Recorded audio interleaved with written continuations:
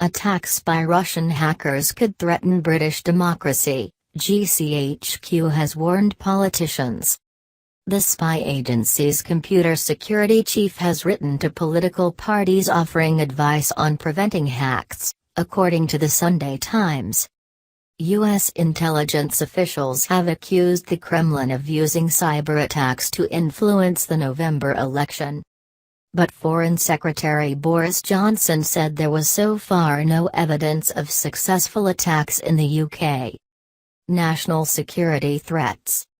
In a letter to politicians, Kieran Martin, chief executive of GCHQ's National Cyber Security Center, NCSC, said, "You will be aware of the coverage of events in the United States, Germany and elsewhere reminding us of the potential for hostile action against the UK political system. This is not just about the network security of political parties' own systems. Attacks against our democratic processes go beyond this and can include attacks on Parliament, constituency offices, think tanks and pressure groups and individuals' email accounts." He said GCHQ would offer tailored seminars to help political parties understand the threats and reduce the risk of information being stolen. In February, Mr. Martin warned that Britain had been targeted with 188 attempted high-level hacks in the previous 3 months, many of which threatened national security. Chancellor Philip Hammond, a former Defense and Foreign Secretary, added that the NCSC had been blocking more than 200 attacks a day on government departments and the public over the last 6 months.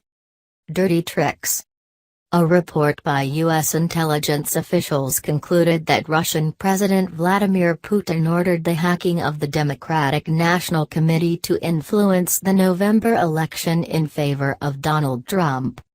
Meanwhile, Germany's domestic intelligence chief warned in December of increasingly aggressive cyber espionage by a hacking group believed to be controlled by the Russian state.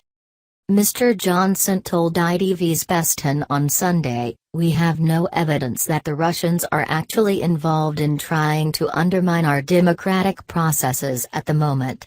We don't actually have that evidence. But what we do have is plenty of evidence that the Russians are capable of doing that. And there is no doubt that they have been up to all sorts of dirty tricks." The Foreign Secretary said there was very little doubt that the Kremlin was behind the hacking in the U.S., cyber attacks on French TV stations and an attempted coup in Montenegro. Russia has rejected these allegations.